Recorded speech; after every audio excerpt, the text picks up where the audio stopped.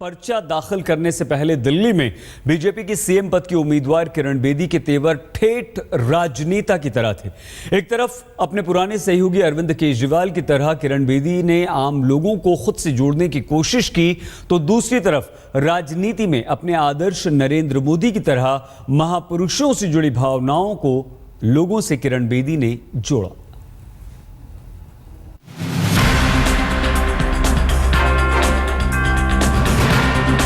किरण बेदी को पता है कि दिल्ली जीतने से पहले कृष्णानगर को जीतना जरूरी है। विधानसभा के लिए उनका रास्ता इन संकरी गलियों से होकर ही गुजरेगा। लेकिन जब दिल्ली का दिल जीतना है तो उन दिलों पर दस्तक देनी पड़ती है जो समाज के हाशिए पर खड़े हैं। इसीलिए आज पर्चा दाखिल करने से पहले बीजेपी की मुख्यमंत्री पद की उम्मीदवार किरण बेदी ने उन लोगों का दर्द दिल जाना जो दिल्ली के हाशिए पर खड़े हैं। राजनीति की बंधी बंधाई लकीर को तोड़ा केजरीवाल ने, जब 2 साल पहले एक सियासतदान के रूप में वो प्रकट हुए, आम आदमी की आवाज बनकर। अब उसी आवाज को अपनी राजनीति की आवाज बनाने किरण बेदी निकली हैं। कोई पैसे नहीं मांगने, कोई मुफ्त में उठा के ले जाता है? नहीं जी, ऐसा भी कोई नहीं। अच्छा, आपको कैसा लगेगा अगर सरकारी अफसर और चीफ मिनिस्टर रोज 9 बजे अलग अलग राउंड लेके पता करने आए कि आपको कोई तकलीफ तो नहीं है, तो कैसा लगेगा? बहुत अच्छा लगेगा। कोई तंग ना करेगा तो अच्छा तो लगेगा ही। तो अगर तंग करे और उसके लिए एक कंट्रोल रूम का नंबर हो तो नंबर घुमाए, आपको विश्वास पैदा होगा? हाँ जी, फायदा होगा जी। पैदा होगा? हाँ जी। धन्यवाद। मेरा नाम है किरण बेदी। हाँ, पहचान लिया, उतरते ही पहचान लिया। मैं आपकी सेवा में आई हूँ। बहुत बढ़िया। चाय पर चर्चा ने मोदी को प्रधानमंत्री के पद तक पहुंचा दिया। मोदी की विरासत लेकर दिल्ली का भाग्य बदलने किरण बेदी निकली हैं, तो सफाई कर्मचारी का हाल भी ले लिया। टाइम से अपने आप आते हो? अपने आप ही आते हैं। अच्छा, ये बताओ कि झाड़ू वगैरह तुम्हें ये झाड़ू वगैरह ठीक से टाइम से मिल जाता है? नहीं, झाड़ू का मिल ही नहीं रही कितने दिन से। अच्छा, झाड़ू नहीं मिला? नहीं, इतनी सी झाड़ू है। तो आपको कितनी देर के बाद झाड़ू चाहिए होता है? एक झाड़ू कितनी देर निकलता है? कितनी देर निकलता है? कहाँ से? हमें तो झाड़ू मिलती ही नहीं, बहुत साल हो गए। पूछ रहे, बहुत साल हो गए? हाँ जी। और ये झाड़ू अपनी जेब से खरीदते हो? हाँ जी। अच्छा, ये कितने का झाड़ू आता है? ये आते हैं 100 रुपए की झाड़ू आती है। तो ये अपने जगह अपनी तो आगे से सरकार से झाड़ू मिलेगा। अच्छा। हाँ, आपको अपनी जेब से नहीं करना। अच्छा, ठीक है। अब डट के रोज टाइम से करना। अब मैं सफाई चेक करने आऊंगी, आपके साथ झाड़ू भी लगाऊंगी। फिर तो अखबार वाले भी आए, सफाई वाले भी मिले। किरण बेदी ने अपनी नई लड़ाई की जमीन उन लोगों के बीच तैयार की जो अब तक केजरीवाल के पाले में समझे जाते थे। यानी बेदी के लिए एक तरफ केजरीवाल का रास्ता है तो दूसरी तरफ मोदी का मंत्र। याद कीजिए, वाराणसी से पर्चा दाखिल करने से पहले मोदी ने मदन मोहन मालवीय की मूर्ति पर माला पहनाई थी। आज किरण बेदी ने लाला लाजपत राय को याद किया, लेकिन उनकी प्रतिमा को बीजेपी का नाम का पट्टा उड़ाया तो केजरीवाल भड़क गए। स्वतंत्रता सेनानियों को तो बख्श दीजिए, उनको तो भगवाकरण मत कीजिए स्वतंत्रता सेनानियों का। और स्वतंत्रता सेनानी किसी एक पार्टी के नहीं है, वो देश के हैं। उनके ऊपर तो कम से कम बीजेपी या कांग्रेस या इस पार्टी या उस पार्टी का। तो क्या बेदी ने राजनीति की बिसात पर वही चाल चली है जो केजरीवाल भी चलते हैं और मोदी भी, यानी मोदी नाम का समर्थन और केजरीवाल की कार्ड से दिल्ली जीतने का प्लान? पंकज जैन, दिल्ली, आज तक।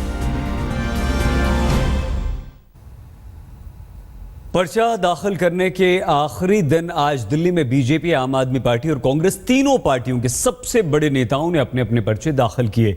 अरविंद केजरीवाल, किरण बेदी से लेकर अजय माकन तक ने रोड शो के जरिए अपनी शक्ति भी दिखाई और जीत के सपने भी दिखाए।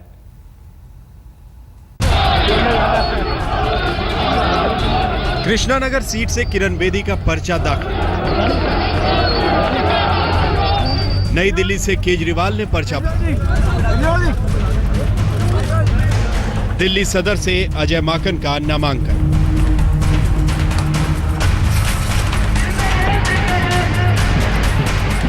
दिल्ली की लड़ाई 70 सीटों की है, लेकिन 3 सीटों पर वो 3 चेहरे किस्मत आजमा रहे हैं, जिनमें से किसी एक ने अपनी पार्टी को जिता दिया तो दिल्ली का ताज उसके सिर पर सजेगा। मन में ख्याल है कि पहला पड़ाव फर्स्ट क्लास फर्स्ट हमें रिटर्निंग ऑफिसर ने गोल्ड मेडल दिया है। पूरे नई दिल्ली विधानसभा में भी घूम रहा हूँ, दिल्ली में घूम रहा हूँ, और लोग मन बना चुके हैं कि आम आदमी पार्टी को दोबारा लाना है और इस बार पूरे बहुमत से लाना है। एक बार 5 साल के लिए पूरा मौका आम आदमी पार्टी को देना है। पिछला 1 वर्ष लोगों ने बीजेपी और आम आदमी दोनों को देखा है। तो अब बहुत परिवर्तन आ गया और लोगों में और कांग्रेस कार्यकर्ताओं में आप जोश देख सकते हैं। पहली बार चुनावी राजनीति में कूदी पूर्व आईपीएस अधिकारी किरण बेदी को पुलिस अधिकारी के तौर पर कई बार भीड़ भाड़ संभालने में मुश्किल हुई होगी, लेकिन आज उमड़ी भीड़ से उनको अपनी सियासी मंजिल आसान दिख रही होगी।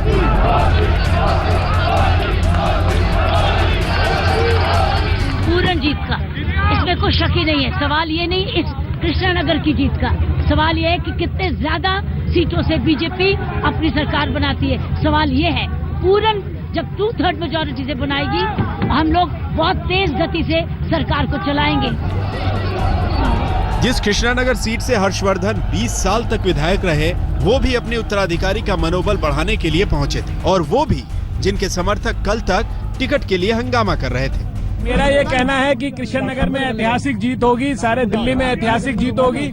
ऐतिहासिक मेजॉरिटी के साथ दिल्ली में भारतीय जनता पार्टी की सरकार बनेगी।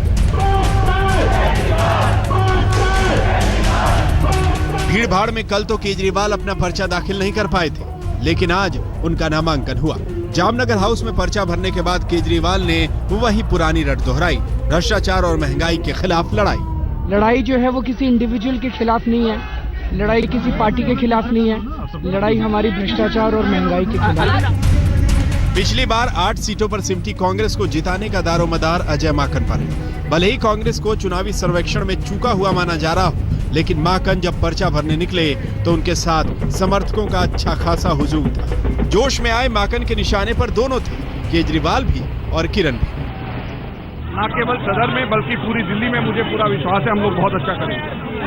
देखिए लोगों में जोश देखिए, मेरे ख्याल से जो जोश कांग्रेस के नेताओं में है, कांग्रेस के कार्यकर्ताओं में वैसा जोश कहीं नहीं नजर आया होगा। कल केजरीवाल के रोड शो में जनसैलाब उमड़ा था, आज किरण बेदी के रोड शो में रंग दिखा तो माकन के रोड शो में एक सादगी। अब नजरें जनता जनार्दन पर है, जो तीनों का रोड शो देखने के बाद तय करेगी कि दिल्ली को बनाने का किसका रोड मैप उसे मंजूर है। कुमार कुणाल, अमित चौधरी, अंजना कश्यप के साथ कपिल शर्मा, दिल्ली आज तक। पार्टी चाहे कोई भी हो, उसके नेता यही दावा करते हैं कि वो आम लोगों की माली हालत दुरुस्त करने के लिए राजनीति कर रहे हैं और चुनाव लड़ रहे हैं। ऐसे में आप भी जानना चाहेंगे कि दिल्ली में जो लोग मुख्यमंत्री पद के दावेदार हैं, उनकी जेब में कितना माल है।